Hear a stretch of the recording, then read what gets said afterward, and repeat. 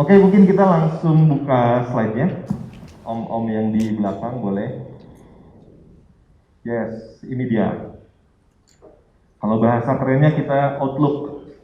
Kita lihat apa yang akan terjadi, tapi seperti yang tadi saya ceritakan, sebelum melihat apa yang terjadi kita harus mereview dulu yang kemarin kita semua alami. Jadi kurang lebih 30 sampai 40 menit ke depan saya akan berbicara tentang outlook-nya, kemudian disambung oleh Fusui lebih ke strategi-strateginya ya Pak ya. Jadi kita akan bertukar ilmunya di situ. Oke.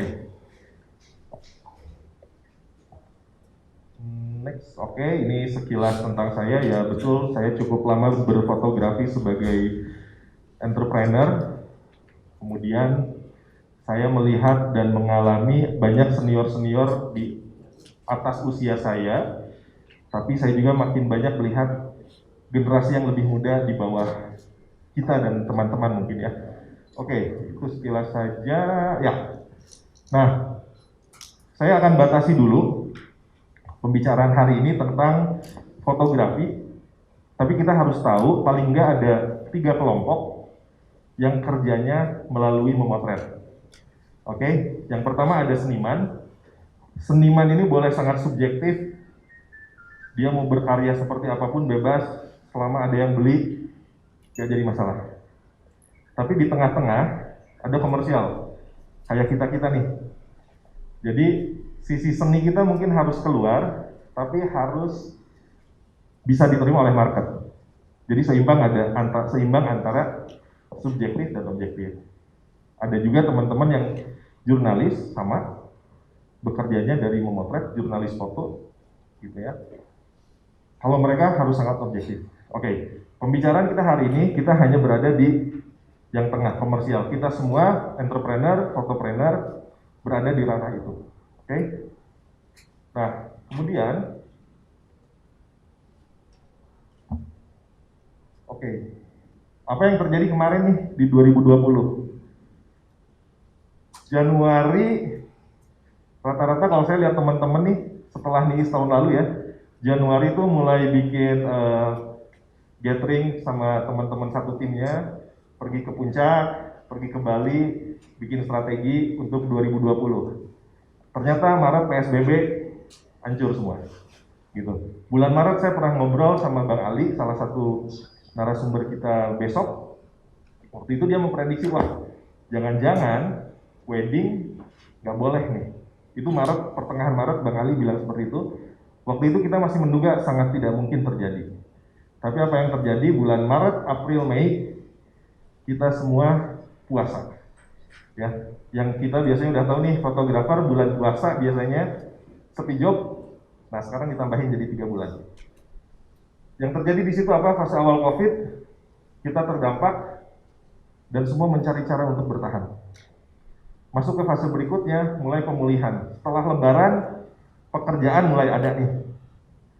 Meskipun kuenya nggak gitu besar. Teman-teman misalkan yang saya cukup pantau di HIPDI ya, itu gencar banget supaya melobi pemerintah supaya bisa diizinkan pernikahan. Kalau yang di studio mungkin udah relatif lebih berjalan. Nah, kemudian sekarang di Desember ini, apa yang bisa kita lakukan untuk ke depan bisa bangkit lagi? Karena kondisi seperti kemarin, normal itu nggak akan sama lagi. New normal itu ya Pak ya. Oke, kita masih akan review juga fotopreneur paling nggak di Indonesia mungkin kita bisa kelompokkan jadi 3 kelompok ini. Ada yang Mr. Everything, si single fighter.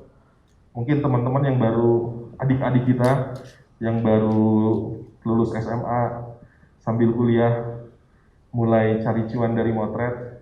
Biasanya mereka masih bingung cari kliennya, bingung cari timnya, bingung nentuin harga. Tapi mereka sudah masuk ke industri ini. Ada the smart team. Timnya kecil tapi solid. Biasanya mereka udah cukup pengalaman, cukup tahu apa yang harus dilakukan, terus personil timnya udah relatif multi talenta. Ini yang prediksi kami, saya dan Fusui dan Satria memprediksi di 2021 tim kecil seperti ini yang akan lebih berhasil. Ada tim besar juga, tim yang mungkin personilnya 10, 20, 30, bahkan nanti sore salah satu narasumber kita timnya ada 52. Itu agak unik juga, di mana yang lain timnya mengecil, dia tetap membesar. Tapi itu ada, oke? Nah, ini yang paling penting mungkin buat kita ya, buat saya, buat Fusi, dan buat teman-teman semua, dan teman-teman yang online ya. Jadi di sini ada teman-teman yang online juga. Kita perlu 3 mindset ini. Yang pertama mencari peluang, berani ambil resiko, kolaborasi. 3 hal ini yang harus kita lakukan di industri fotografi kalau industri fotografi mau baik dan kita mau bangkit dari pandemi. Jadi harus ciptakan peluang, berani ambil resiko, kolaborasi. 3-tiganya. Kemudian sebentar. Oke, ini dia. Oke, nah ini review-review kemarin sih, ini kita sekilas saja ya. Jadi kemarin kita dihantam pandemi, apa aja yang terjadi, jadwal batal berkurang. Siapa yang mengalami itu, kayaknya semua dari kita mengalami itu. Sempat nangis-nangis kayaknya kita. Kemudian yang terjadi berikutnya, cash flow terganggu. Makan tabungan, makan aset, itu terjadi. Saya lihat di bursa-bursa kamera foto, dijual kamera second gitu, itu banjir. Kamera-kamera second, lensa second, itu terjadi karena apa? Karena cash flow terganggu. Rata-rata buat apa? Buat bayar gaji karyawan, buat bayar overhead, buat bayar cicilan. Cash flow terganggu. Kemudian ini yang tadi saya singgung, jual aset banyak. Alhamdulillah, saya sih enggak sih, Pak Fusui. Aman, nambah aset. Mungkin ada yang jual aset, mungkin ada yang nambah ya. Tapi jual aset kemarin termasuk yang terjadi, gitu. Jual kameranya, jual lensanya, jual TV-nya, jual motornya, jual mobil ada jual mobil. Nah, terjadi juga seperti ini nih. Ada fenomena yang exit dari dunia fotografi karena nggak kuat lagi, nggak dapet job. Ya udah deh, gue jualan makanan. Ya udah deh, jualan kerudung. Ada. Tapi ada juga yang menarik, ada yang masuk ke industri fotografinya. Yang tadinya diberhentikan dari kantornya, ya udah deh, ada kamera, coba bikin paket foto. Terjadi juga dua-duanya. Kemudian ini yang terjadi kemarin, banyak dari fotopreneur yang minim literasi keuangan. Oke. Ini juga terjadi. Gengsi alat sama aset yang menganggur, idle aset. Asetnya banyak sebelumnya, karena timnya gede, karena jobnya bagus, omsetnya tinggi, ya udah deh, ada keluar kamera baru, beli, ada lensa baru, beli, kayaknya saya butuh bukaan yang 1-2, beli, ada merek lain yang ngeluarin bukaan 1, langsung sold out. Tapi ternyata kita lupa tidak mengukur apakah aset itu produktif atau menganggur. Ini yang di tahun depan sama sekali harus dihindari. Aset-aset yang menganggur. Yang tadinya studionya biasanya ramai jadi sepi, harus mulai dipikirkan. Yang teman-teman di wedding rata-rata pada punya mobil buat ngangkut barang ya, jadi nganggur, harus dipikirkan. Oke. Yang terjadi juga kemarin apa? Banyak yang ngejungkal karena prematur scale up.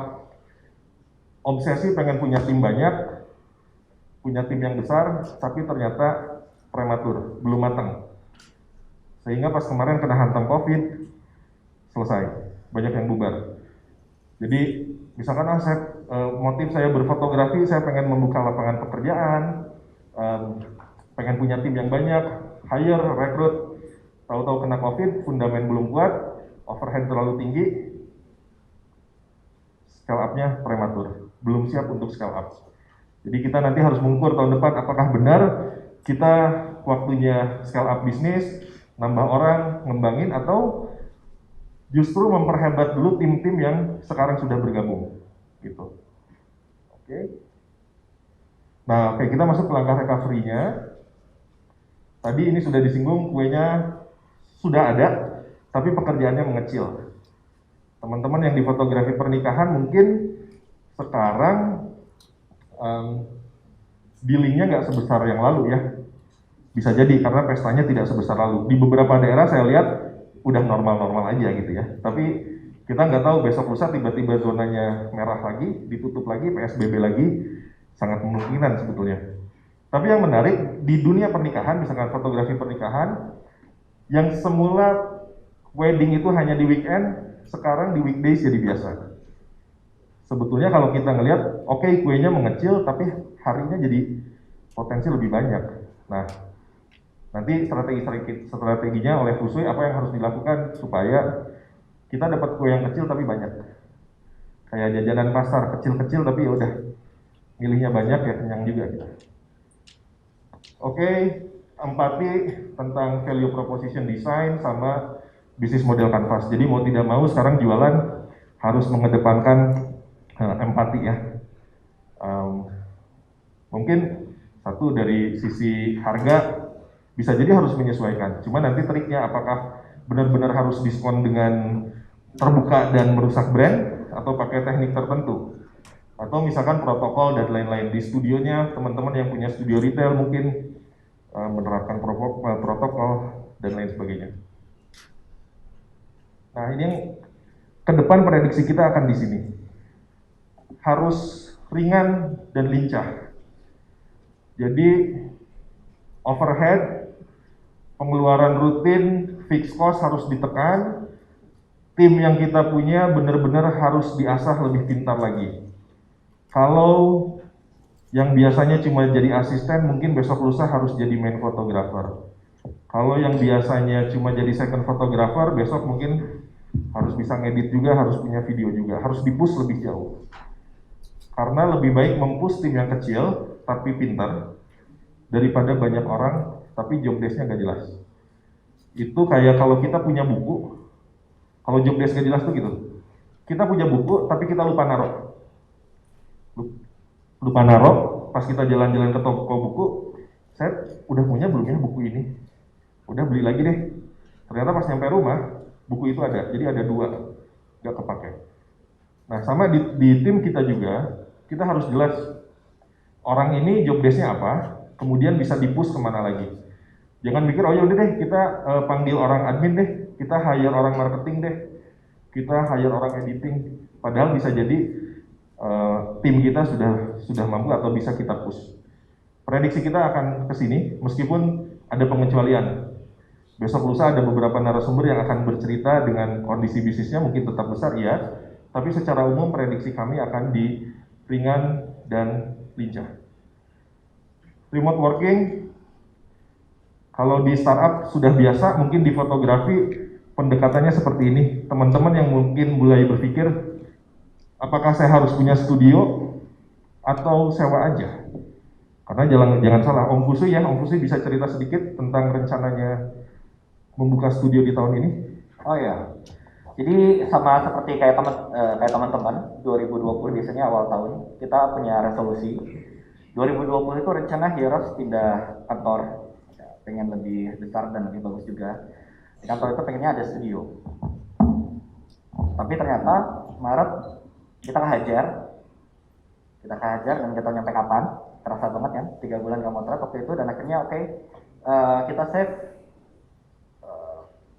uang kita nggak ngeluarin capital expenditure, dan akhirnya saya ngobrol sama Kang Azmi dan akhirnya terjadi kolaborasi. Maksudnya kolaborasi di sini saya tidak jadi pindah kantor dan saya bisa saving money karena ini nggak tahu pandemi sampai kapan. Dan kemudian kita ngobrol ya. Betul. Terus gimana kalau misalkan saya motretnya di file studio nih untuk semua project wedding, dan alhamdulillah Kang ini akhirnya setuju. Terus saya kasih offering juga, nanti logo file studio ada di dalam websitenya Heroes, yang mana perharinya itu rata-rata yang menjual website Heroes itu ada 70-an. Alhamdulillah kami tertarik. Bahkan saya mikirnya kayak gini, kayaknya bakal dapat special rate ya kan, kalau kolaborasi dapat special rate. Saya mikirnya kayaknya bisa lah diskon 50% gitu untuk paket 3 jam studio. Tahunnya saya dikasih kebahagiaan +1, enggak 50%, lebih dari 50% ya. lebih dari 50% gitu. Dan alhamdulillah lanjut. Dan bahkan kedepannya bakal ada apa ya, divisi baru mungkin ya di file itu. Jadi di dalam website File Studio nanti ada profil saya, tapi sebagai apa? Sebagai pre-wedding photographer di dalam File Studio. Betul. Seperti itu. Yes. Nah, jadi betul apa yang saya lakukan dan Fusui tadi kalau kita mikir cerita tentang entrepreneur mindset itu satu harus kolaborasi. Saya kolaborasi dalam 1 tahun terakhir. Om Fusui tadi cerita punya rencana buka studio di awal tahun, tapi karena di sini kaitannya remote working, tapi tentang belanja aset, apakah kita perlu sewa tempat, beli rumah untuk jadi studio gitu ya, atau kita bisa berkolaborasi. Nah, mungkin kalau yang belum punya studio bisa meniru apa yang kami lakukan. Di sisi lain, pekerjaan-pekerjaan lain bisa jadi gini. Teman-teman yang mungkin sewa rumah kemudian dijadikan kantor, kenapa tahun depan ya udah deh sewa rumahnya yang dijadikan kantor, selesai aja. Kerja dari rumah masing-masing, kita ketemu di coffee shop atau ketemu di rumahnya siapa. Karena kalau di Bandung aja misalkan sewa rumah bisa 50-70 juta 1 tahun. Kalau menurut prediksi kita agak ngeri untuk tahun depan gitu. Jadi remote working ngedit di rumah ya, nanti ngumpul jam sekian di rumah kita. Itu yang belakangan kurang lebih 6 bulan terakhir File dan Heroes melakukan itu. Jadi lebih sering Fusui ke rumah saya untuk kerja gitu. Ya. Ada yang mau tambahkan? Silakan. Saya mau cerita dikit tentang remote working.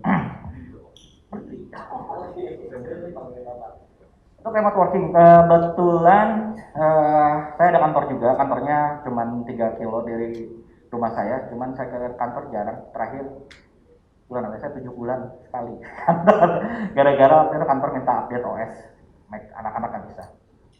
Saya udah melakukan remote working dari dulu. Jadi gini, kalau misalnya anak-anak ngerjain editan foto itu Adobe Lightroom. Kalau saya biasanya saya mastering di rumah. Jadi anak-anak kalau misalnya udah ngedit, tinggal ngupload Lightroom katalog dan kemudian saya buka di rumah untuk kelar. Terus menariknya, kemarin saya 9 hari di Bali, tapi saya masih bisa untuk melakukan namanya controlling untuk kantor saya.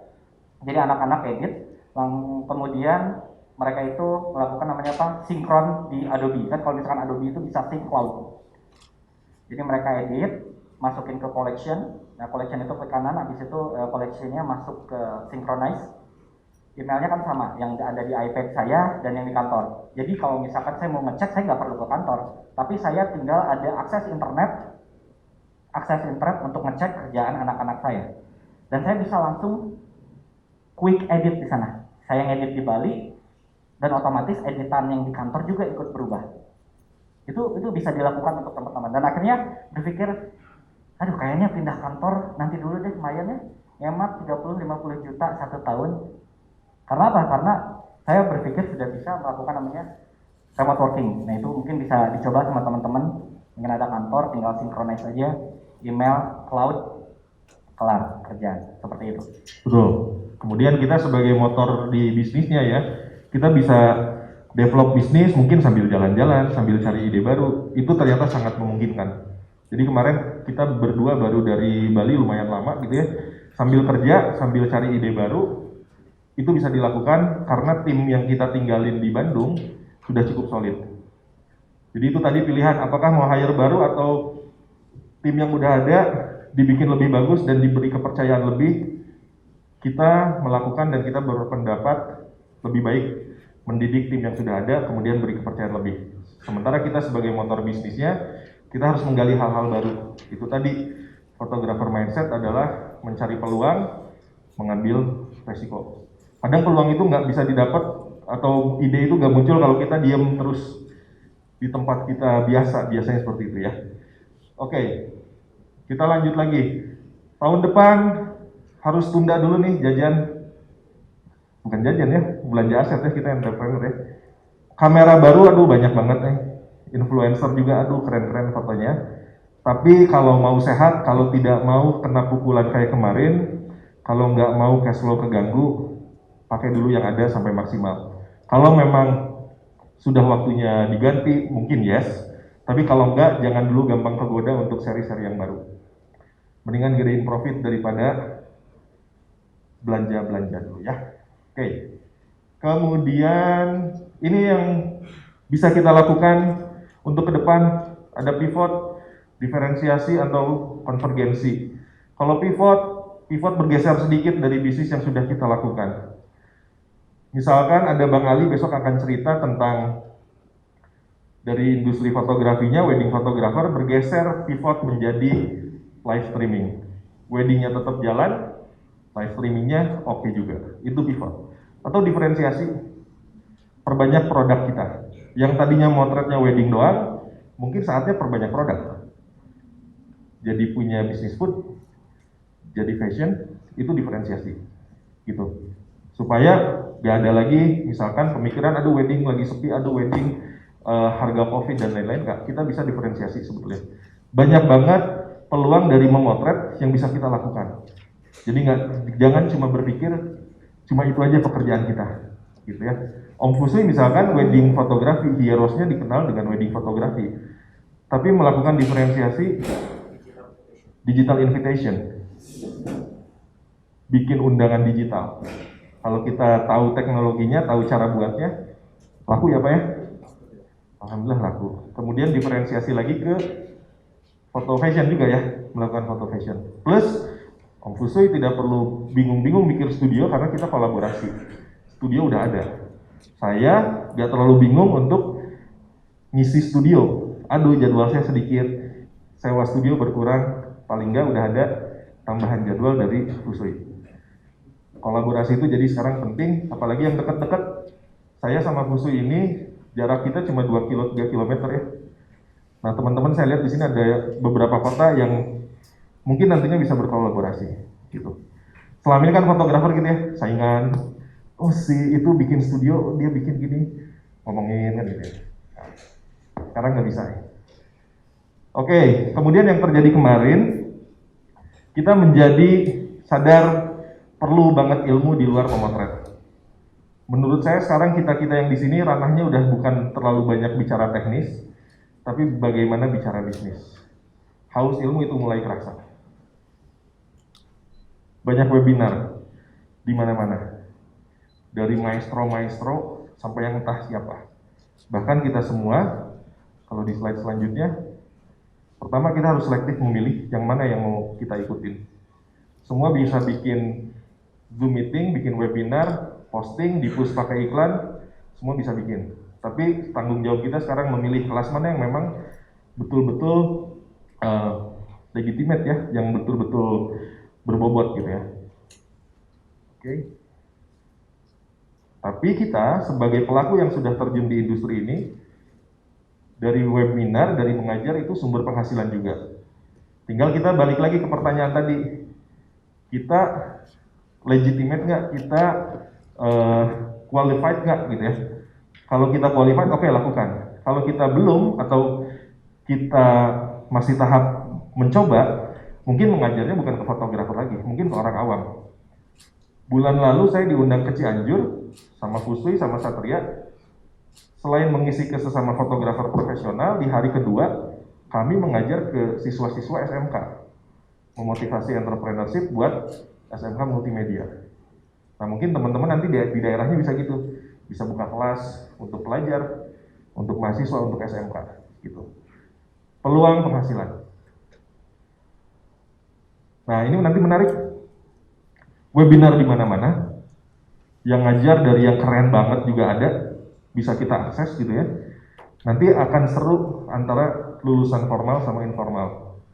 Lulusan yang bertitel fotografer formal dengan yang tidak. Nah, kayaknya kalau di sini apakah ada yang lulusan kampus fotografi? Tidak ada. DKV? Tidak ada. Oh ada, DKV ada. DKV Pak. Satu lagi. Sebagian besar dari kita bukan lulusan formal dari fotografi. Tapi ini menarik, kenapa? Karena fundament-fundament biasanya kuat oleh teman-teman kita yang belajar fotografi di kampus.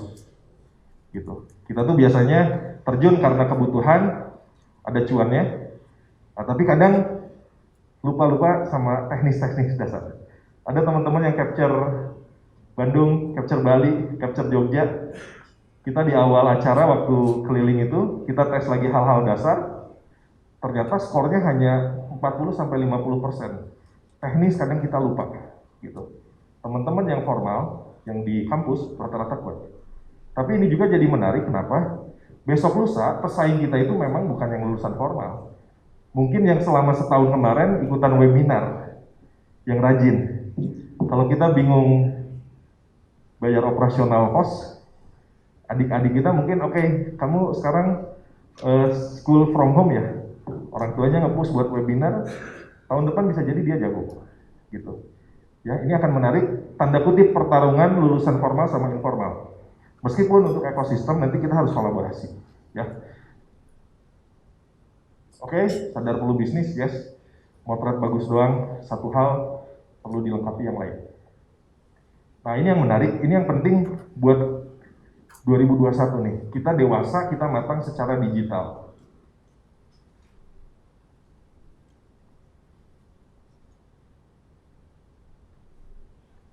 Oke. Pertama, website jadi penting. Instagram, oke, udah 10 tahun belakangan semua mengandalkan Instagram. Banyak pelaku industri fotografi yang masuk lewat Instagram. Tahun depan Instagram masih bisa diandalkan, bisa, tapi perlu disupport website. Website yang seperti apa? Yang tidak sekedar galeri foto, gitu. Saya pernah dapat klien kemarin, ya mereka karena lihat website, tidak cuma lihat Instagram, terus kita bikin sistem yang sangat mudah untuk transaksi dan lain-lain, itu jauh lebih mudah. Teman-teman yang kemarin sempat ikut ngebangun web di kita itu hal-hal masalah akuntansi, kontrak selesai dengan website, gitu. Oke, internet marketing, Om Fusui akan sedikit cerita dan besok ada Om Boy. Internet marketing kita harus perdalam, gak cuma upload di Instagram, kemudian klik promote, gak bisa kayak gitu doang. Kalau enggak buang-buang duit. Bulan lalu ada peserta workshop yang sebulan ngabisin 15-20 juta iklan Instagram, dia wedding photographer, tapi pas kita lihat data statistiknya, yang ngelihat iklan dia usia 40, 60, jadi bakar duit. Padahal dengan 100-200 ribu sehari, bisa luar biasa bagus. Ini harus diperdalam. Om Boy Maulana besok akan cerita tentang internet marketing. Sistem informasi manajemen, jadi beberapa hal yang rutin harus sudah bisa digantikan oleh sistem. Bikin invoice, apakah mau hire orang admin lagi atau kita punya sistem? Akuntansi, apakah harus bayar orang akun atau pakai sistem? Bikin kontrak, pokoknya hal-hal rutin sebaiknya diganti sistem. Kurangin orang. Om Fusui ngurangin berapa orang kemarin?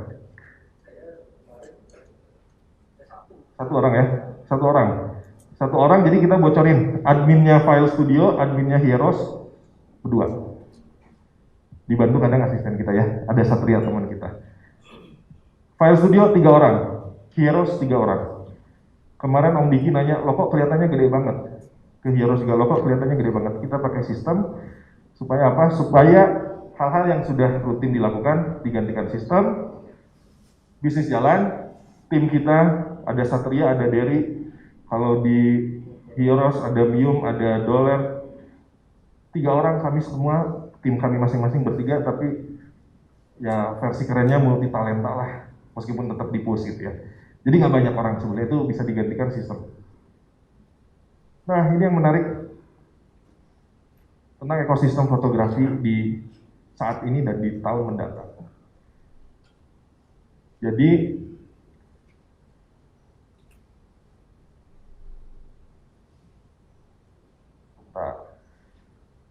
oke, ada paling nggak 6 kelompok yang terkait di sini nih. Pertama, kita sebagai pelaku profesionalnya, ya, rentangnya sekarang kelihatan lebar banget. Kita mungkin masih masuk millennials ya, alhamdulillah saya masih masuk millennials. Ada adik-adik kita yang generasi I-generation yang mulai ya masih belasan, masih 20-an baru masuk industri. Ada senior-senior kita yang mungkin usianya udah 50 ke atas, masih aktif juga. Jadi pelaku fotografinya lebar banget. Kemudian ada pelanggan juga lebar banget sebetulnya. Jadi nggak usah takut kehilangan pelanggan sebetulnya. Dari yang mau pelanggan itu bayar seikhlasnya, sampai bayar semahal-mahalnya itu ada, gitu. Jadi nggak usah khawatir, misalkan kemarin lagi heboh, gimana dengan bayar seikhlasnya? No, bebas. Ada yang seperti itu boleh, tapi nggak usah khawatir kita kehilangan klien. Karena tetap akan ada klien yang mau bayar tinggi. Tetap itu ada. Pelanggan itu ada. Asosiasi ini jadi penting. Asosiasi yang mengumpulkan suara kita sebetulnya. Kayak pemerintah kemarin, mungkin 1 tahun ini saya cukup intens ngobrol dengan Kemenparekraf, deputi ini. Yang bikin bingung itu, fotografernya nggak bersatu. Ada asosiasi-asosiasi, misalkan APF, IHIPDI, IPA, masih perlu dibesarkan. Rata-rata kita hidup di komunitas, tapi mungkin suatu saat kita harus bersuara lebih baik dalam sebuah asosiasi.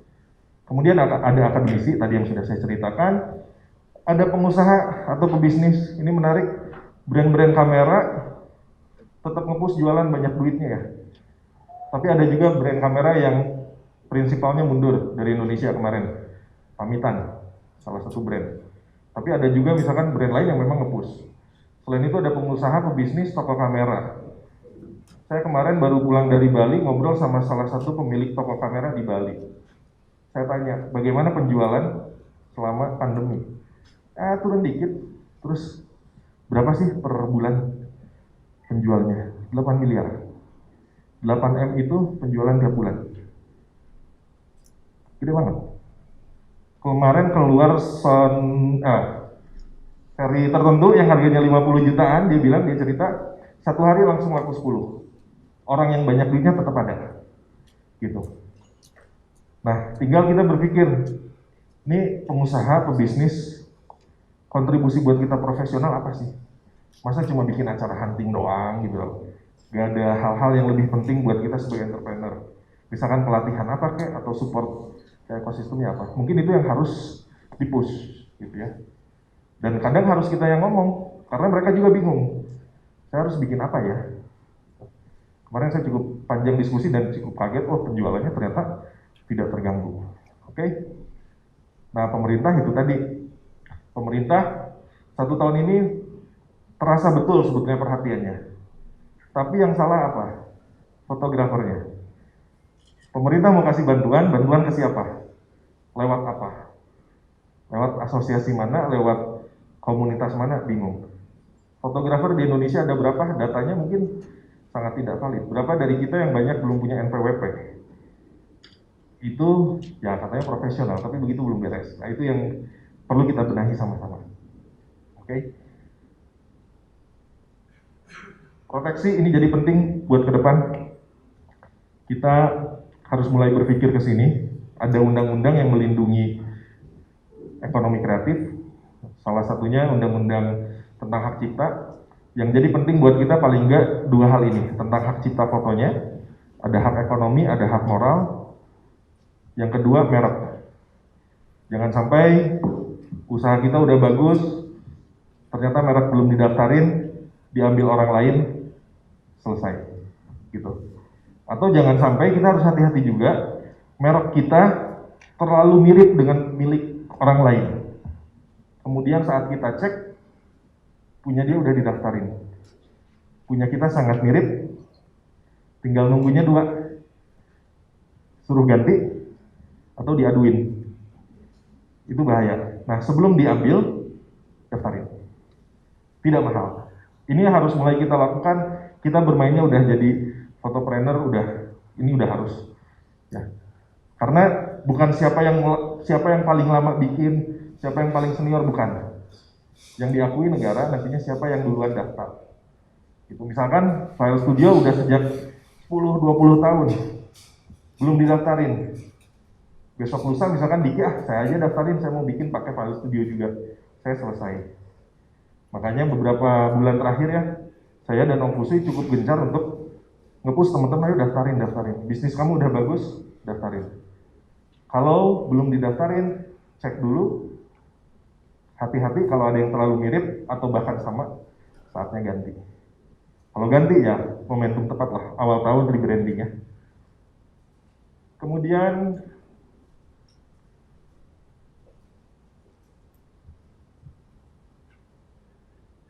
kompetensi. Oke, back dulu sedikit. Ini menarik. Kompetensi kita harus tahu ada standar kompetensi kerja nasional untuk fotografi. Ada standarnya. Jadi ini bukan masalah sertifikat, tapi ada standarnya. Sertifikat itu sebetulnya turunan dari poin-poin standar kompetensi. Kita harus tahu tujuannya apa, supaya ngukur kita udah sesuai standar belum sih? Kan kita profesional, kita pekerja di sini. Atau bahkan gini, kita mau hire orang, buka lowongan di Heroes Foto. Standarnya mau apa? Standar asisten fotografer itu sebetulnya udah ada. Nah, kita nanti harus mulai buka-buka nih. Tinggal googling aja standar kompetensi kerja nasional Indonesia untuk fotografi. Ada yang terbaru tahun 2019. Poin-poinnya nanti ada 80 sekian. Silahkan dibaca, nanti kita ukur. Kita ada di mana, kita udah memenuhi itu atau belum, tim kita di mana, atau saat mau hire orang, standarnya udah masuk atau belum. Gitu ya. Tertib administrasi. Wajib. Mau perorangan, mau berbadan hukum CV atau PT, administrasi harus tertib. Perorangan tertibnya apa? KTP, NPWP, BPJS, standar lah itu wajib. Mau lebih lengkap lagi NIB ya, nomor induk berusaha perorangan bisa. Bikin di oss.go.id, biar kita izinnya jelas. Perorangan tuh bisa. Kalau misalkan saya belum CV, belum PT nggak masalah, tapi perorangan hal-hal administratif begitunya pun harus diberesin. Sekarang gampang, semuanya online. Oke, jangan dianggap sepele, ini buat ekosistem kita juga semua fotografi ya. Terus semakin datar, ini terakhir, kita berebut perhatian di landscape yang sama. Ada senior-senior di atas kita tuh, yang udah hebat-hebat dari 10-20 tahun yang lalu. Tapi mungkin ada adik-adik kita yang jagoan banget main TikTok, tapi TikToknya trik fotografi banyak loh sekarang, gitu kan? Bikin YouTube trik fotografi atau bikin video. Kita berebut di persaingan atau di landscape yang sama, sementara kita berada di posisi sandwich. Oke, ini menjadi penting radar diagram untuk kita yang punya senior dan untuk kita yang punya junior. Perlu 5 hal ini kita kuasai: basic fotografi, basic lighting, komunikasi, art and taste, business skill. Oke, ini terakhir pertanyaan yang bisa kita tanyakan kepada diri masing-masing untuk mereview tahun lalu. Yang pertama, apa aja yang udah saya lakukan? Nah, karena ini nanti menarik, yang sudah lakukan ada yang berhasil, ada yang tidak berhasil. Kemudian, apa yang mudah dan berhasil dijalankan? Kalau mudah dan berhasil, tahun depan bisa kita lakukan lagi. Apa yang sulit dan bagaimana menghadapinya? Kita cek lagi yang kemarin sulit apa, misalkan, aduh cash flow nggak bagus ternyata, aduh admin susah ternyata. Kita perbaiki atau kita yang sulit dan tidak berhasil kita tinggalkan. Yang keempat, apa yang saya pelajari tentang bisnis, perlu dicek lagi bisnis kita seperti apa. Yang kelima, ini menarik, siapa yang mendukung saya dan bisnis saya? Selama setahun kemarin, siapa yang bikin bisnis saya tetap jalan? Saya misalkan kasih contoh, salah satu yang membuat berhasil dalam 1 tahun kemarin adalah Kusui. Kita berkolaborasi. Sehingga apa? Sehingga tahun depan kolaborasi itu, kerjasama itu akan terus ditingkatkan. Mungkin teman-teman juga yang sempat kita beberapa kali ketemu dalam tahun kemarin, itu kan yang mendukung bisnis kita. Kita harus bikin kolaborasi. Siapa orang-orang yang saya dukung? Nah, acara ini kan salah satunya untuk mendukung teman-teman ya. Mendukung teman-teman, sebaliknya kita pun saling mendukung. Dan itu akan terus kita jaga dan lakukan untuk ekosistem. Terus, apa kontribusi terhadap komunitas dan ekosistem? Apakah kontribusi kita baik? Atau justru merusak ekosistem? Oke. Hal baru apa yang sudah dilakukan? Yang terakhir, kapan saya akan berhenti? Harus mulai mikir mungkin ya. Om Fusui kapan mau berhenti? Berhenti secara aktif ya, maksudnya tetap memotret tapi mungkin hal-hal lain udah bisa dioper otomatis atau ditinggal. Oke.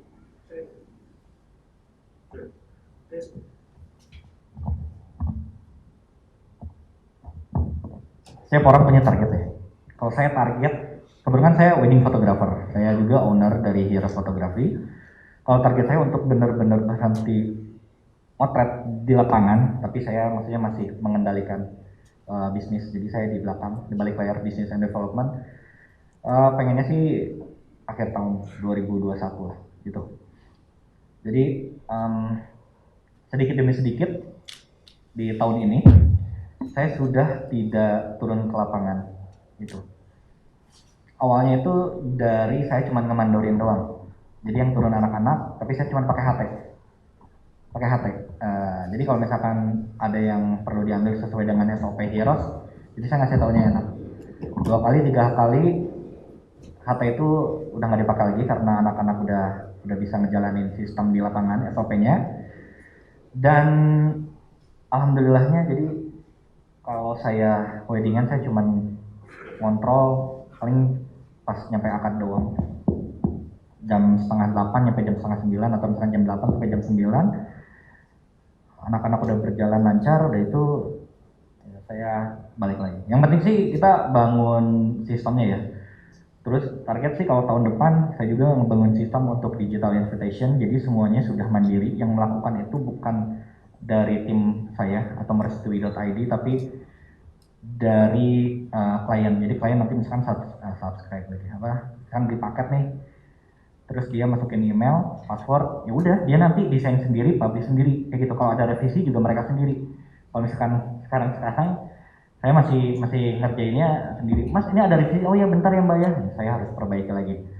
Dan alhamdulillah saya udah dapat tim juga, tinggal ngobrol-ngobrol lagi. Target 2021 itu udah jalan, passive income udah oke semua, ya tinggal ngembangin yang lain sih seperti itu. Betul. Jadi berhenti ini maksudnya berhenti dari kegiatan yang Di lapangan. rutinitas, Betul. yang bisa digantikan oleh sistem dan kita berpindah ke hal lain yang lebih produktif gitu mungkin ya. Betul. Dan menariknya nanti misalkan second kita atau third photographer kita, mereka juga dapat self reward. Maksudnya apa? Mereka naik kelas. Oh saya nih yang megang project sendiri. Kan biasanya ada saya nih sebagai leadernya. Tapi karena saya sekarang sudah di balik layar, maka tangan kanan saya akhirnya dia yang megang di lapangan. Dia ada self reward. Terus kemudian dari segi insentif pendapatan di lapangan itu pasti berbeda. Dan karena tujuan saya membuat Heroes Photography bukan menggunakan nama Fusui agar mudah diwariskan. Jadi walaupun saya nanti umur 35, 40, 50, nama Heroes-nya itu bakal tetap ada dengan budaya yang sama bahkan lebih baik dan SOP yang sama bahkan lebih baik. Seperti itu. Ya. Jadi kalau saya cerita sedikit mungkin berhenti konteksnya begini. Udah kurang lebih 1 tahun saya berhenti motret studio untuk foto keluarga. Jadi karena saya nggak mau lagi motret studio foto keluarga, klien foto keluarga, saya operin ke tim saya. Jadi bukan berhenti memotretnya, tapi memilih pekerjaan yang paling oke-nya gitu. Misalkan teman-teman yang masih jalan di wedding, oke, saya masih mau terjun di lapangan sampai kapan? Mau berhenti kapan? Mau digantikan kapan? Saya mau selama ini saya bikin atau mencatat akuntansinya sendiri, saya mau berhentinya kapan? Digantikan oleh sistem atau oleh orang?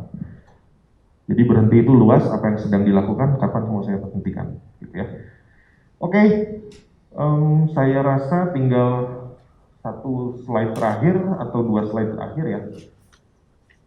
Boleh switch ke slide lagi.